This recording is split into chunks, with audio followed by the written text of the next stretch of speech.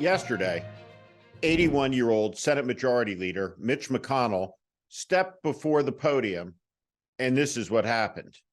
We're on a path to finishing the NDAA this week. It's been good bipartisan cooperation and a string of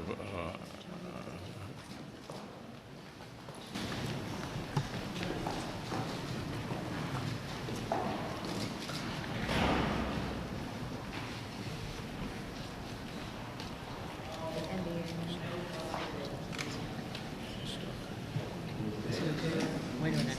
Are you good, Mitch? Okay, Mitch. He's checking. Anything else you want to say, or should we just go back to your office? Do you want to say anything else to the press? Go back. Go ahead, John. I'll take it back. Let's go back to you. Go ahead, John. What is it that we see here? What's happening? Well, at the most basic level, Mitch McConnell is a very frail, very elderly, 81-year-old man. He was born in February of 1942, before the Allies landed in North Africa, before the Battle of the Coral Sea and Midway, at the height of Nazi domination and Japanese imperialist expansion. Those were dark days in America. Mitch McConnell, like many of America's leaders, is in his 80s. Like Senator Dianne Feinstein, he is clearly incapacitated for his duties. Yet, he refuses to retire, to resign. He refuses to tend to his dignity. We see Mitch McConnell like this because he forces us to. Mitch McConnell ran in 1984 for the United States Senate against an incumbent named Dee Huddleston. Here's a famous ad from that 1984 campaign.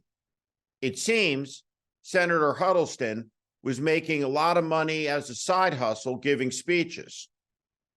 If old Senator Huddleston could only have known how wealthy Mitch McConnell would grow in his long decades of service in the United States Senate, his reaction to the ad might have been different than it was in the day. At any rate, here it is. My job was to find Dee Huddleston and get him back to work. Huddleston was missing big votes on Social Security, the budget, defense, even agriculture. Huddleston was skipping votes but making an extra $50,000 giving speeches. I just missed him when Dee skipped votes for his $1,000 Los Angeles speech. Let's go, boys. We got him now. I was close at Dee's $2,000 speech in Puerto Rico. Me to Dee Huddleston. Thank you very much. Come on. We can't find Dee. Maybe we ought to let him make speeches and switch to Mitch for senator. This issue, the age of America's political leaders, is something that is shunned from polite discussion on television. It's something that's not often talked about, or when it is, it's trivialized, it's weaponized, it's used to cut for cruelty's purpose, to make somebody feel bad, or to diminish them, for a political point, to score an election victory. The issue, though, is much deeper than that. It goes to a fundamental capacity for the duties, but also a vision for the job. The simple truth is that a child born today in America, actuarially, will live well into their 100th year. These children born today will live till 21, 23, or beyond. They'll live into the first quarter of the 22nd century, and some of them beyond it. It's extraordinary to consider. Think of the progress of humanity since 1923. Think of the tragedy, the tumult, the obliteration of the Second World War, where upwards of 100 million people were killed. The dawn of the nuclear age, where mankind has possessed now for 80 years the weapons that could extinct human civilization and wipe out in an instant all of the progress, all of the discovery, all of the literature and art, all of it in an instant. Think about the age of wonder and discovery that lies ahead. Who is best in the country to imagine it, to lead towards it? There is an astonishing hubris, an arrogance inherent in the conduct of Washington politicians. And it's not a Republican issue, and it's not a Democratic issue. It's an elderly politician issue. It is an affliction that is as equally shared by Dianne Feinstein as it is by Mitch McConnell. People who simply will not say goodbye. Now, this is an astonishing departure from America's political traditions. Thank you for listening to my political commentary. If you like what you heard today, please also consider subscribing to The Warning daily newsletter on Substack. Our democracy hangs in the balance. The 2024 presidential election is the most consequential in America's history. It's not hyperbole, it's a fact. That is why the mission of The Warning with Steve Schmidt is to help readers orient to the currents that are shaping our times and the unseen forces driving politics that are very rarely discussed on cable news. Please sign up at Steve Schmidt, SteveSchmidt.substack.com.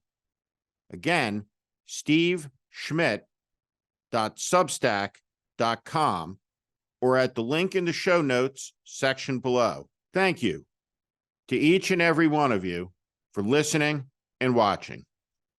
Why was George Washington great? We know he was not a perfect person. When he was young, he was headstrong and arrogant. He was a slave owner. Yet, he was universally respected in his era. He was unanimously voted for to be president of the United States by the Electoral College. There was really no question about who would command the Revolutionary Army or who would lead the nation. What did George Washington do that was exceptional? Extraordinary.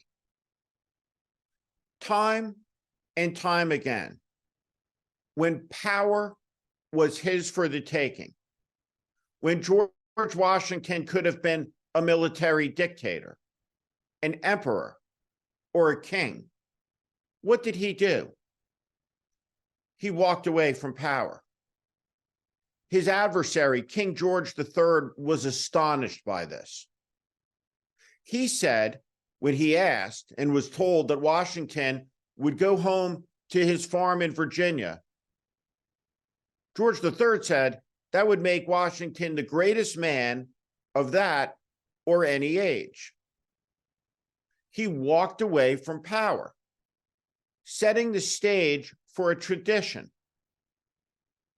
The American system is built on the service of citizens who occupy political offices for short periods of time. Those offices are vested with lawful power and authority. They exist within the framework of constitutional government that protects forever the rights of individuals, removing them beyond the power of government to ever interfere with, while severely constraining the power of government. We do not have and never have had a permanent class of politicians in this country. It's not healthy. It's unwise. And the American people deserve better, because this feature of our politics is driving tremendous cynicism about the political system. Let's look at Mitch McConnell again. Let's look at the care being expressed for him by his middle-aged colleagues all around him.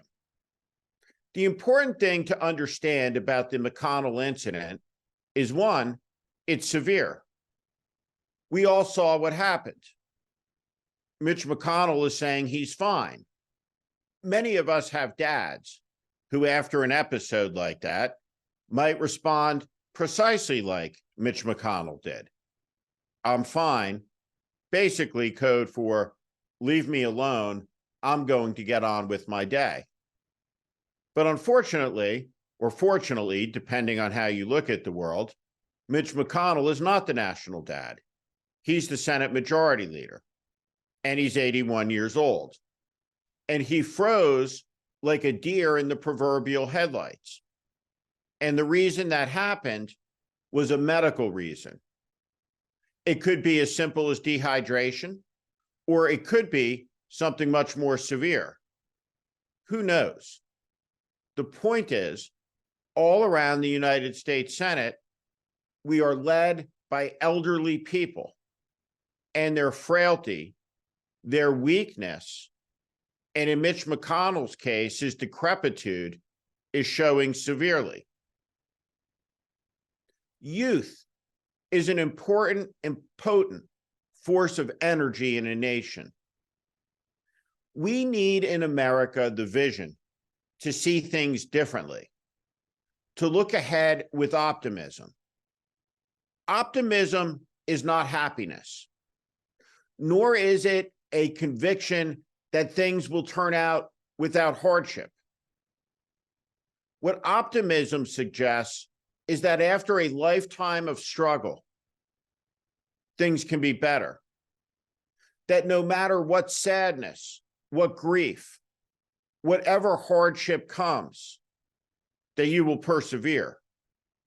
The problem with Mitch McConnell and the decrepit octogenarians and nonagenarians that are inhabiting some of the most powerful offices in Washington, D.C., is that they are the defenders, the centurions of a status quo that the American people despise, that they have lost faith in, that they have lost trust in. The American people have grown apathetic because they see unresponsiveness in government. It doesn't matter that 80+% of the American people want common sense gun legislation. It doesn't matter that 80% of the American people want common sense immigration reform.